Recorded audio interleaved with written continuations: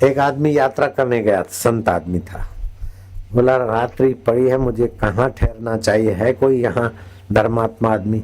बोले धर्मात्मा तो बहुत हैं, धनी भी बहुत हैं, लेकिन एक शुक्रगुजारी व्यक्ति है, उसका नाम लोग शुक्रगुजारी बोलते हैं, शाकिर। तुम वहां चले जाओ। शाकिर के पास पहुंचा वो साधु।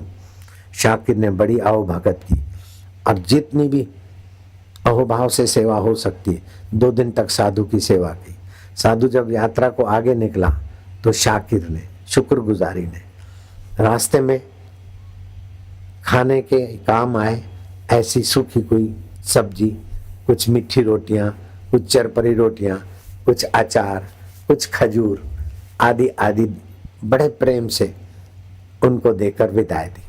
साधु ने कहा कि शाकिर, जितने तुम धनी हो उतने नम्र भी हो, और जितने धनी और नम्रता का सद्गुण है उतना साधु सेवा का भी तुम्हारे पास भंडार है। भगवान करे, अल्लाह करे तुम और भी बढ़ो। शाकिर हंसा, ये भी तो कब तक नहीं रहेगा। साधु को थोड़ा सा सोचने को विवश होना पड़ा, लेकिन गुरु ने कहा है कोई कुछ गहरी बात कहे तो तुरंत वाद विवाद में नहीं पड़ना, देखते रहना। साधु आगे चला। अपन साधु बोलते हैं, मुसलमानों में फकीर बोलते अथवा दरवेश बोलते हैं, हाजी बोलते हैं। हज करने गया, जब 2 साल के बाद लौटा तो देखा शाकिर का महल, इमारतें और उसकी लंबी चौड़ी दुकानें और बाजारें सब की सब गायब। बोले क्या हुआ? बोले बाढ़ आई थी और सब अफे दफे हो गया, बह गया। अब वो शाकिर किसी जमींदार, हमदाद नाम का मुसलमान जमींदार, वहाँ वो शाकिर भी मुसलमान ही था, वहाँ काम करता है, भैंसे धोता है, रजका काटता है, ठंडी ठंडी रात में पानी खेत को पिलाता है। उसकी 2 बड़ी बच्चियां हैं। अब पहले तो बड़ा धनी था, अब इस कंगले की बच्चियों की शादी की भी कहीं जमावट नहीं होती। दरवेश ने सोचा जिसके घर मैंने आदर सत्कार पाया वो गरीब हो गया तो क्या है, मुझे जाना चाहिए। हमदाद का नौकर शाकिर झोपड़ी में उस साधु को चटाई फटी टाट बिछा दिया, रूखी सूखी रोटी दी। सुबह को वो साधु जाने को था, आंखों में पानी था। शाकिर, अल्लाह ने क्या कर दिया। शाकिर हंसा। दरवेश, आप सत्संग में सुना होगा कि कोई भी अवस्था सदा नहीं रहती, तो अमीरी थी उसको याद करके दुखी क्या होना, और गरीबी है उसको सच्चा मानकर परेशान क्यों होना, ये भी तो चला जाएगा। शाकिर की आंखों में संतुष्टि थी, वाणी में मधुरता थी और हृदय में संतों के संग का प्रभाव था। वो फकीर दरवेश सोचता मैं तो बाहर से फकीर हूं, लेकिन ये गृहस्थी शाकिर सचमुच सत्संग के प्रभाव से, गुरु दीक्षा के प्रभाव से भीतर का फकीर है, भीतर का साधु है। मैं तो बाहर का साधु। बन जाओ तुम भी शाकिर। शुक्र थे तेरा भाणा मीठा लागे। इतना ही तो समझना। वाह वाह, अपमान हुआ वाह वाह, मान हुआ वाह वाह, जो कुछ आया वाह वाह, बीत रहा है, बह रहा है, वाह वाह वाह वाह।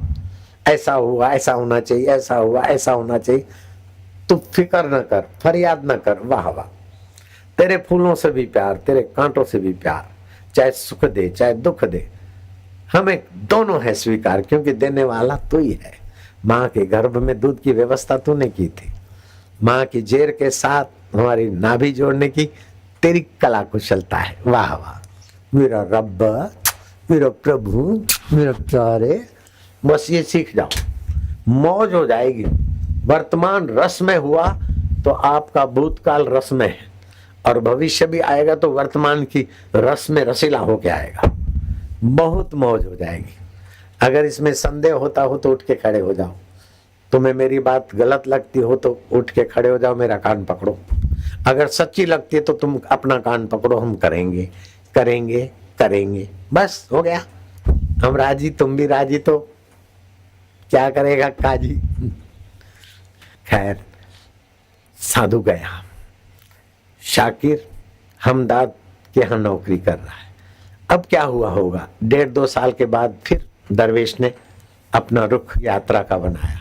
देखता क्या है, वो जो जमींदार हमदाद के यहाँ मजदूर तुच्छ मजदूरी करता था, रूखी रोटियां खानी पड़ती थी, रात भी जगता और दिन में भी मजदूरी करता, वो अब बड़ा जमींदारों को भी मात कर दे ऐसा अमीर जमींदार बन गया है।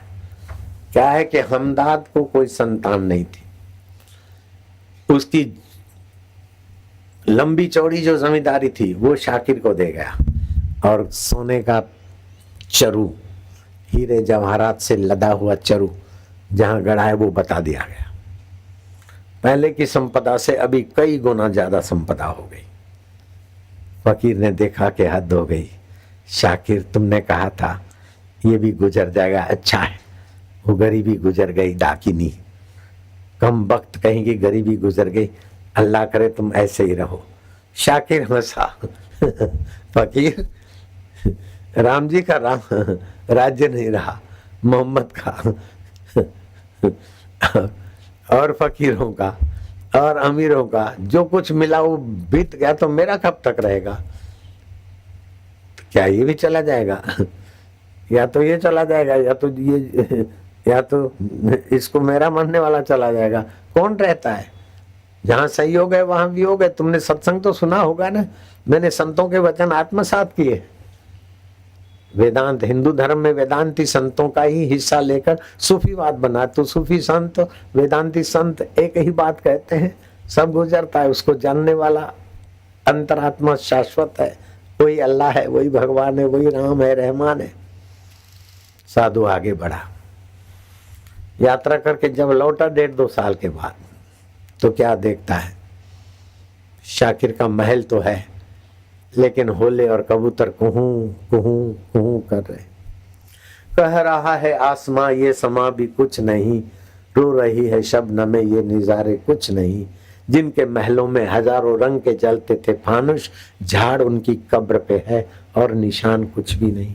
शाकिर कब्रिस्तान में सोया है, महल खाली खट, बेटियों की शादी हो गई, पत्नी बूढ़ी कोने में पड़ी। अरे तू गर्व किस बात का करता है मनुष्य, मत कर रे गर्व गुमान, गुलाबी रंग उड़ी जाएगा फीका पड़ी जाएगा, पीछे नहीं आएगा। धन जो बन तेरा जोर जवानी यहीं रह जाएगा। क्यों इतराता है और क्यों परेशान होता है? इसके पास ज्यादा है वो भी नहीं टिकेगा, मेरे पास मुसीबत है वो भी नहीं टिकेगी।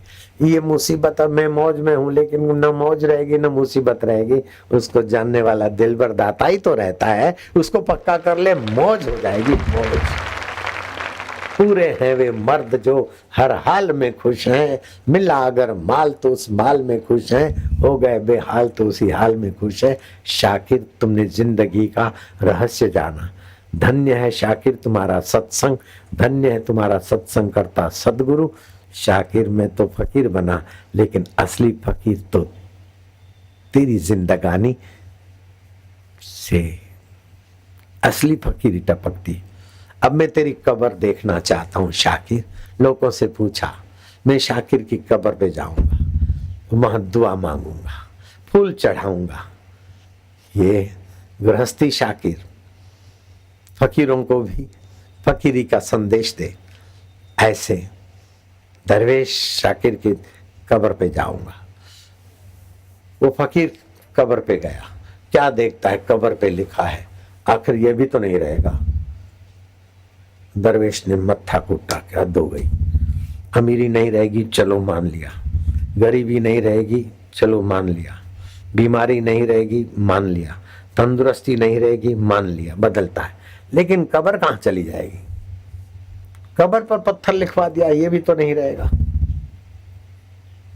आगे बढ़ा, यात्रा करके जब लौटा तो हाथ जाते जाते फिर शाकिर की कब्र पर जरा सिजदा करता हुआ जाता हूं। देखे तो कब्रिस्तान ही नहीं है। लोगों से पूछा क्या हुआ, कब्र को कैसे पैर लग गए? बोले जिलजिला हुआ था, भूकंप, पूरा कब्रिस्तान गायब हो गया, बड़ी बड़ी इमारतें खड़ी है, यही कब्रिस्तान था। हे संसार, तू एक क्षण भी बिना बदले नहीं रहता, और हे ना समझ मनुष्य, तू उसको स्थिर रखने में अपनी कई जिंदगियां तबाह कर चुका।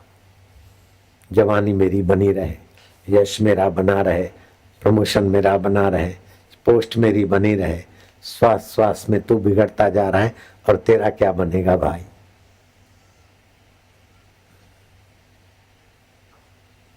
गाफिल न समझा था, मिला था तन रतन तुझको, मिलाया खाक में तूने, ए सजन क्या कहूँ तुझको। अपनी वजूदी हस्ती में तू इतना भूल मस्ताने, करना था किया वो ना, जो अपने आत्मा परमात्मा को पाना था वो नहीं किया। लगी उल्टी लगन तुझको, जिसको छोड़ जाना है उसी के पीछे लगा रहा, उसी के एग्जाम पास किए, उसी के पीछे सर सर करके सर खोपड़ी एक कर दी।